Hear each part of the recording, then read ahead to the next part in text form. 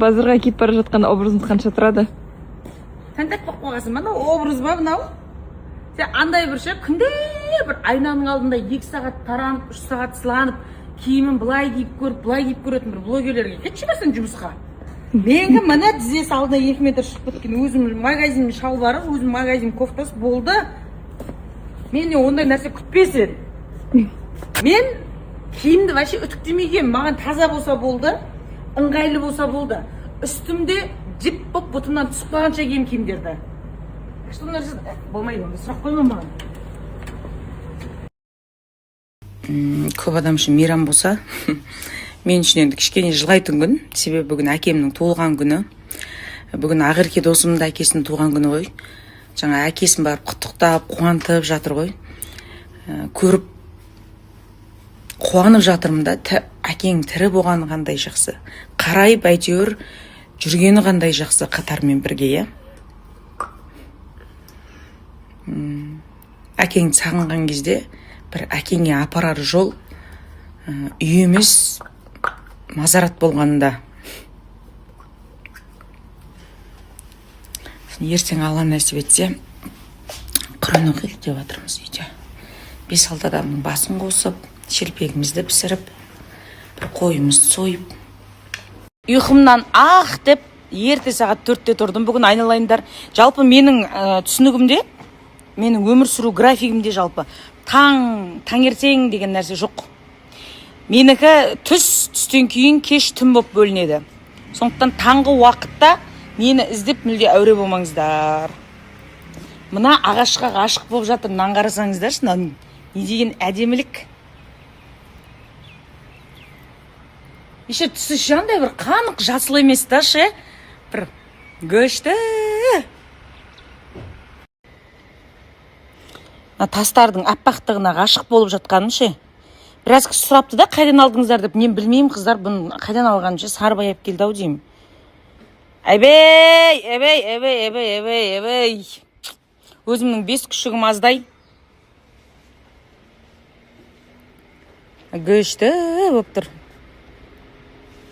Мыналар ертең жел болған кезінде деймін да, жан жаққа қоқымай мекен, мусор боп. Мынандай төсеп қойыпты да мыняқа. Мыналарды Құдай қаласа сүртіп жуып аламыз бір күні. Сағат 5-те емес, 3-те тұрған күні.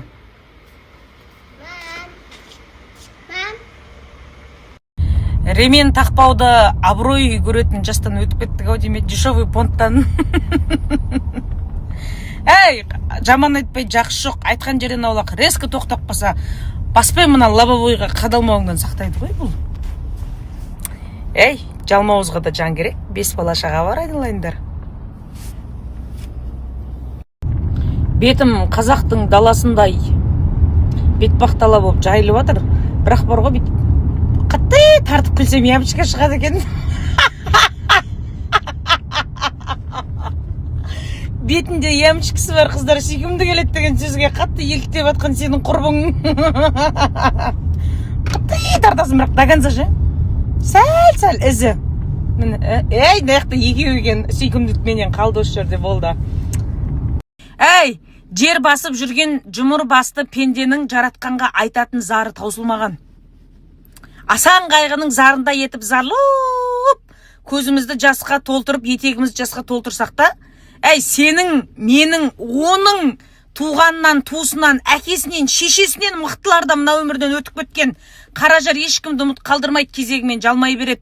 Дәм түзі таусылған уақытта. Жыласақ жылап отыра береміз, одан келер пайда жоқ. Тек қана Құранмен ғана о дүниесін біз жеңілдете аламыз. Бәріміз кетеміз, құр Аллахан келдік, құр Аллахан кетеміз. Артынан баратын тек қана Құран. Және осы өмірде жасаған игі амал.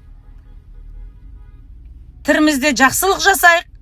Және осы өмірден өткен ата бабамызға Құран бағыштап, сол біздің жасап жатқанымызды көрген ұрпағымыз ертең бізге соны қайталап жасайтындай етіп, Құранымызды бағыштап, әрмен қарай өмір сүрейік. Машинадан түсем, мына жігіт тұршы, осы жігіттің менде бір ой бар сияқты, мен аңды жүрт жаташы. Айбай!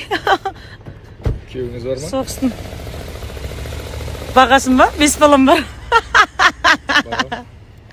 Осы баланың менде бір ой бар сияқты ше.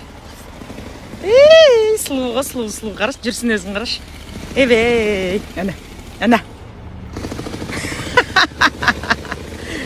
Ұрсып, қырлысып келе жатырмыз екеуміз.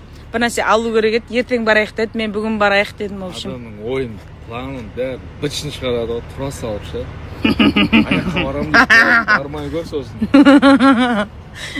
Қабағы үйін со күні үйде соғыс жаса жүре ма? Үнсіздік деген соғыс.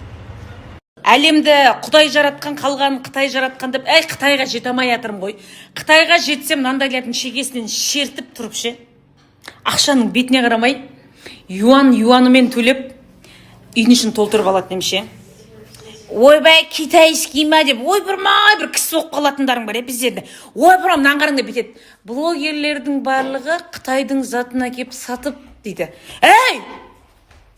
Европада туылып, Францияның әтірін жеп, французский завтрак жеп, Италиядан киініп жүрген адам құсап әңгіме айтпаңдаршы, үйімдегі 5 саттың салда, біреуі Қырғызстан, бала-шағамның киімі, пеленкасы Қырғызстан, өзімнің киіп жүрген халат-палаттарым үйге киетін Өзбекстан, қалған Түркия, Қытай ғой.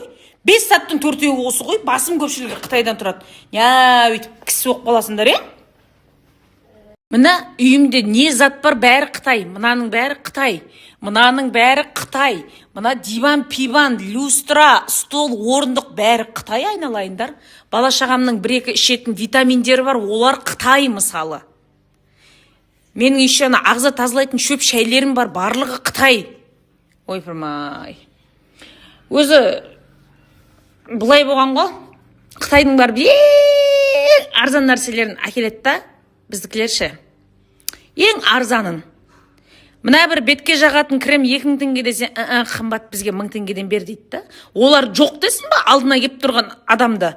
Біздің қазақтар сияқты, болмайды, келсе алмаймыз демейді ғой. Болды дейді, болды. Сол качествосын 2000 теңгенің затын, качествосын 1000 теңге қыстеп береді, болды. Сөйтіп құртқанбыз да өзімізде. Барып ең арзандарын ақ келеміз. Сөйтіп китайский дейді оны алған халық.